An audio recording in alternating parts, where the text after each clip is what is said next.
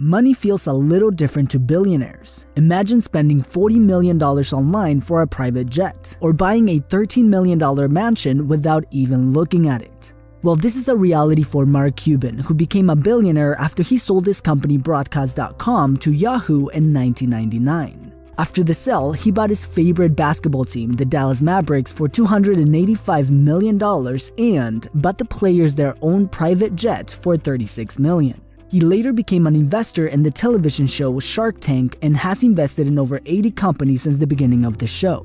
So let's take a look at Mark Cuban's 6 rules of money. Rule number 1. Work on your mission even if no one believes in it. Cuban says that if you're innovating and bringing new ideas to the market, you will always find those who don't believe in what you're doing. He says to stay the course and work on your mission even if others don't believe in it. Okay, I'm investing a lot of my saved money into this whole idea of netcasting, right, or internet broadcasting in early 1995 when people didn't even know what the internet was. That was all risk because I literally was putting everything that I had on the line for something. People just laughed at me and said, wait, audio over the internet? You know you can turn on the radio. You know you can turn on the TV. Yeah, but you don't get it. Oh, that's just dumb, right? You know, and so being able to overcome all that resistance, because remember back then, A, you had to have a PC, B, you had to know what a modem was and install it, C, you had to know what the internet was, and then you had to download a TCP/IP client that worked over a modem and then connected to a browser that you probably didn't even know what it was or how to download it. And we had to take it on faith that all this was going to grow. A few months after the IPO, Yahoo bought out Broadcast.com for $6 billion. Yep. Remember the date? I remember the date, and I'll tell you April why. 1st. Yeah, it was April Why? Fool's Day. April Fool's Day, Yeah. 1999. Yeah. Closed in July. Yeah. It's been said that that was one of the worst acquisitions. The question I wanted to ask you was, well, not from Mark's standpoint. The question is, did they overpay in the top of the dot-com bubble, or did they not execute on the plan? They didn't execute. First of all, they paid in stock. It wasn't cash. So their stock was as inflated, if not more. And so they paid in stock. And think about it. If you could go back to 1999 and have the company that dominated streaming, right? So we had hundreds of internet radio stations. So we were Pandora and Spotify, right? We had really started video. We dominated all video streaming on the internet. It wasn't even close, right? There was no YouTube. There was no anything else. 6-7 years before YouTube. YouTube, right? So, you know, radio stations, online music, customized radio stations, customized video. We were, you know, integrating advertising, doing indexing of the spoken word and all this kind of stuff for index.broadcast. And if you can go back and say you get to own that entire industry for $5.7 billion in stock, Right. that would have been a hell of a buy. Rule number 2. Work as if someone is trying to take everything from you, because they are. We live in a hyper-competitive world in the midst of the internet age. This means that at all times, there is always someone trying to get better. As Cuban says, you got to know your business better than anyone in the world and act as if someone is trying to take it all away from you, because they are. When you walk in the room, when you start a business and you start to talk about somebody, you're never in a vacuum with no competition, you know, unless you're just extremely lucky. And if there's going to be competition, that means somebody else knows your business as well as you do when you get started. And if you walk into a competitive environment and they still know more about the business than you do and more about your customers, you're going to lose. But most people don't consider that. They don't do the work. They don't learn more about their industry. They don't know even about their business. I mean, and so you've got to put in the effort to know more about your industry than anybody else. And that's the brains part, and that's the effort part as well. Because look, if you're competing with me, you better know what you're doing, otherwise I'm gonna kick your ass. But whatever industry you pick, if you outwork everybody, if you try to be a little smarter than everybody, if you try to be a better salesperson than everybody, if you try to be better prepared than everybody, you've got your best chance. Because if you don't do it and somebody else does, you know, I have the saying, work like someone's trying to take it all away from you. You know, I actually work like someone's spending 24 hours, working 24 hours to take it all away from you. And that's kind of the way I look at it. Rule number 3, learn the skills of the future. The world is changing and is changing fast. If we don't adapt, we will be left behind. But you've got to take that step. This is the price of poker. There's no future that doesn't have ambient computing or voice activation. None. That's super cool. I just can't imagine what the future is going to be like. It's great. 5 years from now is crazy. But you know what? Like my dad used to say, we don't live in the world we were born into. If you just think about the year you were born and the stuff that was around, it's crazy.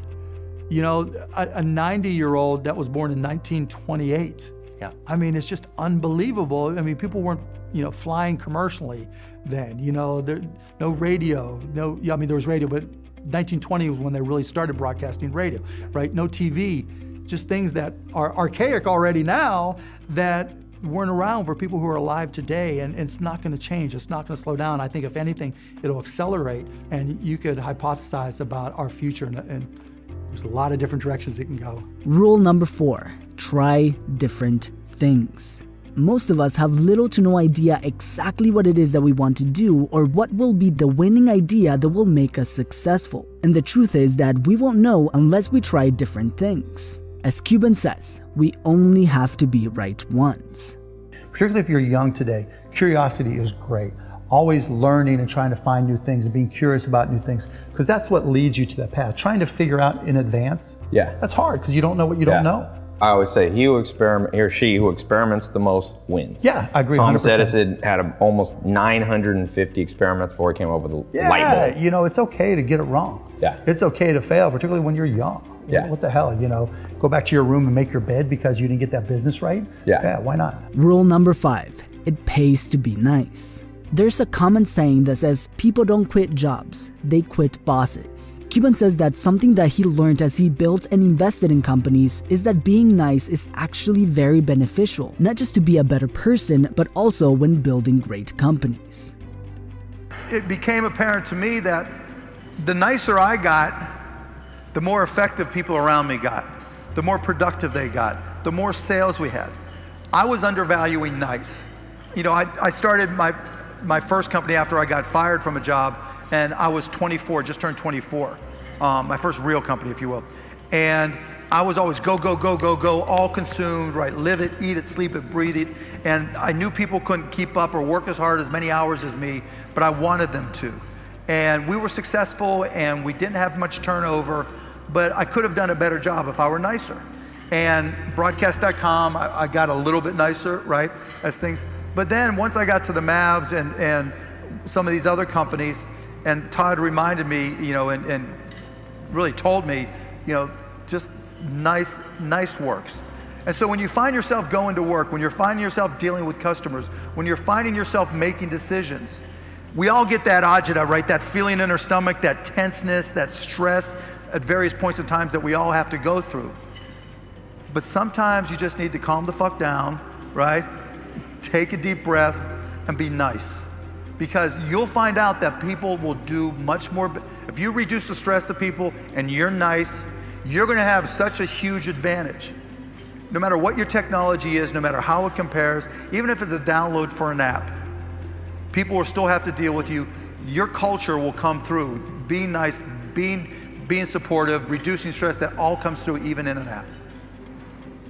Rule number 6, know the rules of the game and use them to your advantage. Something that most people don't know is that Mark Cuban almost lost over 95% of his money after he sold his company to Yahoo. He would have lost over $1 billion if he didn't know the rules of the game. See, Mark and his partners sold Broadcast.com to Yahoo for $5.7 billion, but they did not receive cash. Yahoo bought the company with their shares. So Mark Cuban received 14.6 million shares of Yahoo for his share of the company at $95 per share. This means that the sale of his company gave him around $1.4 billion worth of Yahoo shares. This was in 1999, but he began noticing that many internet companies were crashing in value. He thought that it was only a matter of time before Yahoo, where he had over $1 billion worth of shares, crashed. But there was a problem. He could not sell his shares right away after the sale as part of his agreement. So Cuban created what is known as one of the best trades in history when he used what is called options to protect his wealth. If you're not sure what options are, here's a quick 30-second crash course on stock options. An option is a contract that gives the buyer the right to buy or sell stocks at a specific price on or before the contract expires. There are two main contracts when using options, a put or a call, and each contract represents 100 stocks of the chosen company. A put option is a contract that gives you the right to sell shares at a specific price. Put options are known as insurance for your money because if the stock goes down, you have the right to sell the stock at the higher price of your option. For example, if you own a stock at $10 a share and you buy a put option for $8 a share, which is called the strike price, and the price of the stock drops to $2 a share, you are able to sell the stock for $8 a share, protecting 80% of your money, minus the cost of the contract. But if the price goes up to $14 a share, you can choose not to exercise your option of $8 per share since the value of the stock is higher than the option, and only lose the cost of the contract. When someone buys a call option, the buyer of the call option can force the seller to sell his stock at the predetermined amount. When someone buys a call option, the buyer of the call option can force the seller to sell the stock at the predetermined amount. So for example, if someone sold a call option for his stock at $15 per share and the stock goes up to $30 per share, the buyer of the contract can purchase the seller's stock at $15 per share even though the stock is worth $30, making this a bargain for the contract buyer. Okay, now that we understand options, here's what Cuban did to protect his money. Since Mark Cuban had 14.6 million shares of Yahoo, he bought 146,000 put contracts to protect all of his shares in case the Yahoo shares crashed. This meant that he would have to pay millions of dollars in contracts to insure his money. To avoid paying this, he sold another 146,000 call contracts to cover the cost of the put contracts, making his trade virtually free. He bought his put options at a strike price of $80 per share. Remember, his stock was worth $95 per share, so he had a small loss margin. He was protected if the stock dropped below $80 per share. But he also sold call options with a $205 strike price. So, if the price of the stock dropped below $80 per share, he was insured with his put option. But if the price went over $205, he would not be able to profit from anything over that price. Yet, if he was wrong and the stock didn't crash and instead grew in value, he would still have a margin of profit up to $205 per share. Interestingly, by January of 2000, the price of Yahoo stock skyrocketed to $237 per share, making his trade look like a very expensive mistake. But in late 2002, when the dot-com bubble burst, Yahoo stock was trading at an all-time low of $13 per share, making this trade a stroke of genius that allowed him to protect around $1 billion. And as always, thank you for watching, and I will see you in the next video. Please subscribe to my channel if you have not done it yet, and don't forget to click the notification button.